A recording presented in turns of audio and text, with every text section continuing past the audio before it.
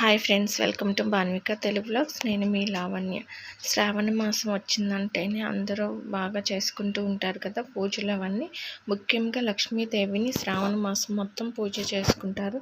వీటప్పుడు చేయని వాళ్ళు కూడా శ్రావణ మాసం అనగానే లక్ష్మీదేవికి పూజ అయితే చేస్తారనమాట. అయితే ఈ లక్ష్మీదేవి పూజ చేసుకోవాలంటే ఆషాఢ మాసం అయిపోగానే అమావాస్య అవ్వగానే మనమైతే దేవుడు కదా అన్నీ క్లీన్ చేసుకుంటాము కదా. అలాగే ఇల్లు కూడా శుభ్రంగా చేసి పెట్టుకుంటాము. అమావాస్య తర్వాత ఇలా దేవుడి ఫొటోస్ అన్నీ కూడా క్లీన్ చేసుకొని పెట్టుకుంటాము. అయితే నేను కూడా అలానే అమావాస్య వెళ్ళిన నెక్స్ట్ డేనే మండే మార్నింగ్ ఇట్లాగ అన్నీ అయితే క్లీన్ చేసుకొని పెట్టుకున్నాను. మనం ఇట్లాగ ఒక నెలకొకసారి ఇట్లాగా అమావాస్య తర్వాత ఫొటోస్ క్లీన్ చేసుకుంటే బాగుంటుంది. కొంతమంది అయితే వారానికి ఒకసారి చేసుకుంటూ ఉంటారు. నేనైతే మంత్లీ 2 టైమ్స్ అయితే చేసుకుంటాను. ఒకసారేమో అమావాస్య అయిపోయిన తర్వాత, ఒకసారి లేడీస్ ప్రాబ్లం ఉంటుంది కదా, అది అయిపోయిన తర్వాత ఫొటోస్ అయితే క్లీన్ చేసుకొని పెట్టుకుంటాను. కొంతమందికి డౌట్ వస్తూ ఉంటుంది కదా, దేవుడి ఫోటోలు ఎప్పుడు క్లీన్ చేసుకోవాలి ఏంటని. ప్రతి నెల అమావాస్య తర్వాత ఇట్లాగా శుద్ధి చేసుకుంటే సరిపోతుంది. ఈ ఫొటోస్ని ఏదైనా కొత్త క్లాత్తో కానీ, లేకపోతే ఏదైనా టిష్యూ పేపర్తో కానీ, లేకపోతే వైప్స్ ఉంటాయి కదా, అట్లా వాటితో వేడితైనా ఇలా వాటర్లో కలిపేసి క్లీన్ చేసుకోవచ్చు. ఒక్కొక్కళ్ళు ఒక్కొక్కలాగా క్లీన్ చేసుకుంటూ ఉంటారు కదా. నేనైతే టిష్యూ పేపర్తో తుడుచుకుంటున్నాను. ఒక్కోసారి ఏదన్నా కొత్తది క్లాత్ ఏదన్నా వాడింది ఉంటుంది కదా, దానితో క్లీన్ చేసుకుంటూ ఉంటాను. క్లీన్ చేసుకున్న తర్వాత గంధముతోటి పసుపుతోటి బొట్టు పెట్టుకుంటే చాలా బాగుంటుంది.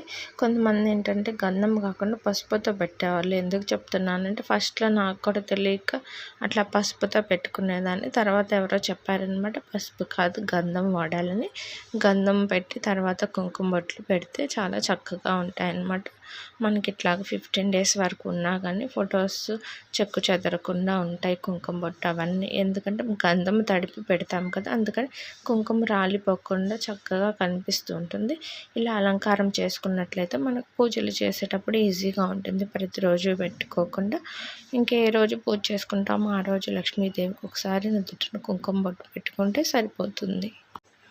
మామూలుగా పూజలు ఇవన్నీ అంటే మనం చదువుకునేటప్పుడు అంత అయితే చేయము కదా.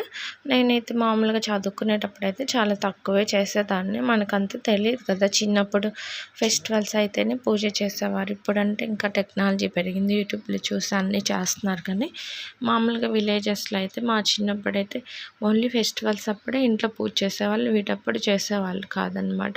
వరలక్ష్మి వ్రతం అవి కూడా ఏం చేసేవాళ్ళు కాదు, ఊరికే దీపారాధన చేసేవాళ్ళు. ఆ రోజు కార్తీక మాసం మాత్రం రోజు పొద్దున్నే లేచి దీపం అయితే వెలిగిస్తారనమాట. నదికి వెళ్ళే వాళ్ళు నదికి వెళ్తారు, లేకపోతే ఇంట్లో చేసేవాళ్ళు ఇంట్లో. అదొకటి మాత్రం చేస్తారు కార్తీక మాసం మొత్తము. ఇంకా దసరా ఇవన్నీ కూడా 9 రోజులు చేయటం అట్లా ఏమి ఉండదన్నమాట. ఊర్లో పల్లెటూరు లేదంటే ఏదో ఒక గుడి మాత్రమే పూజలు చేస్తూ ఉండేవాళ్ళు రోజు. మిగతావన్నీ ఆయా ఫెస్టివల్స్ అప్పుడు మాత్రమే తీసేవాళ్ళు అనమాట. ఇంకా దసరా అట్లాంటప్పుడు కూడా ఇంకా గుడిలో చేస్తే అట్లా వెళ్ళి వచ్చేవాళ్ళం, అంతేగాని ఇంట్లో స్పెషల్గా చేయటం అంటూ ఏమి ఉండదు. ఇంకా దేవుడు ఫొటోస్ అన్నీ సర్దుకున్న తర్వాత ఇట్లాగా పూజా సామాగ్రి క్లీన్ చేసుకోవడానికి నేనైతే ఉప్పు చింతపండు ఉడకబెట్టి కొంచెం చల్లారిన తర్వాత దాంతో రుద్దితే అవైతే బాగున్నాయి. ఇందులో కొంచెం బేకింగ్ సోడా కూడా వేస్తే ఇంకా బాగా క్లీన్ అవుతాయి అన్నమాట. ఇత్తడి సామాన్లను ఎప్పుడైనా చింతపండు కానీ నిమ్మకాయ కానీ పెట్టి రుద్దామంటే మాత్రం బాగా మెరిసిపోతూ ఉంటాయి. అంటే ఎలాంటి కెమికల్స్ ఏమీ లేకుండా మనం ఇంట్లోనే ఇట్లా కూడా తయారు చేసి పెట్టుకోవచ్చు. క్లీన్ చేసుకోవాలనుకున్నప్పుడల్లా ఇట్లాగా చేసుకొని పెట్టుకుంటే చాలా చక్కగా ఉంటాయి. లిక్విడ్స్ అవి వాడినా కానీ మన చేతులు కూడా పాడైపోతూ ఉంటాయి కదా. ఇట్లయితే క్లీన్ చేసుకొని పెట్టుకున్నాను. శ్రావణ మాసం అనగానే దేవుడి గుడితో పాటు మనము పూజా మందిరం అనొచ్చు. దేవుడు విలేజెస్లో అయితే చిన్న చిన్న గూడులాగా కట్టి ఉంటుంది, అందుకని దేవుడి గూడు అంటారు. పూజా సామాగ్రి కాకుండా మనం హౌసెస్ కూడా మొత్తం క్లీన్ చేసుకొని పెట్టుకుంటాము. ఎందుకంటే లక్ష్మీదేవి ఇంట్లోకి రావాలంటే మన ఇల్లు కూడా నీట్గా ఉండాలి కదా. గజిబిజిగా గందరగోళంగా ఉంటే లక్ష్మీదేవి కూడా వెనక్కి వెళ్ళిపోతుందని చెప్తూ ఉంటారు. అందుకని ఈ పూజ గదితో పాటు ఇంటిని కూడా శుభ్రంగా చేసుకుంటూ ఉంటారనమాట. మేమైతే ఆల్రెడీ ఇంటిని అయితే శుభ్రం చేసేసుకున్నాము. ఇదైతే ఇంకా పూజ రూమ్ అనేది ఇంకా అమావాస్య తర్వాత అయితే చేసుకుంటున్నాము అనమాట. వరలక్ష్మి వ్రతం అయితే నేనైతే మ్యారేజ్ తర్వాతే చేసుకున్నానండి. ఇది కూడా ఎలా చేసుకున్నానంటే మేము బెంగుళూరులో ఉన్నప్పుడు మా ఓనర్స్ కింద వాళ్ళు పిలిచారు. మామూలుగా అమ్మవారిని పెట్టడం ఇవన్నీ ఏం తెలీదు నాకప్పుడు. వాళ్ళు తాంబూలం కోసం పిలిచినప్పుడు వెళ్తే వాళ్ళ ఇంట్లో అయితే చాలా బాగా చేశారనమాట.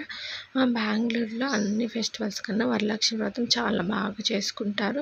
నాకైతే చాలా బాగా నచ్చిందనమాట. బాగా డెకరేషన్ చేసి అమ్మవారిని పెద్దగా పెట్టేసి ఎంత బాగుంటే అంత బాగుంది నాకు అనిపించినప్పుడు మనం కూడా చేసుకోవాలని ఇంకేదోలాగా ట్రై చేశాననమాట. ఇంకా చిన్నగా చీర కట్టడం అట్లాగా అంటే పెద్దది కాకుండా చిన్నగా పెట్టుకున్నాను. ఇంకా నాకు బాగా అనిపించింది. అప్పటి నుంచి నేను ఇంకా అట్లా అమ్మవారిని అలంకరించుకోవటం అట్లయితే చేసుకుంటున్నాను అనమాట. ఫస్ట్ అయితే నేను బెంగుళూరులోనే చూశాను. ఇంకా బాగా నచ్చి ఇంకా అప్పటి నుంచి నేను కూడా అట్లా స్టార్ట్ చేసుకున్నాను. తర్వాత ఇంకా గుంటూరు వచ్చిన తర్వాత కూడా ఇంకా మా ఆడపడుచు వాళ్ళు కూడా ఇంకా అట్లా పెట్టుకుంటున్నారు. ఇంకా నేను కూడా పెట్టుకున్నాను అనమాట. అట్లా పెట్టుకుంటే బాగుంది కదా అని చెప్పేసి.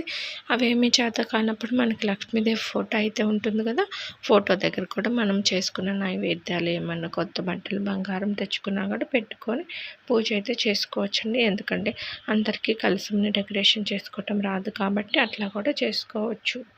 Thanks for watching. ఈ వీడియో నచ్చినట్లయితే లైక్ చేయండి, షేర్ చేయండి, కామెంట్ చేయండి.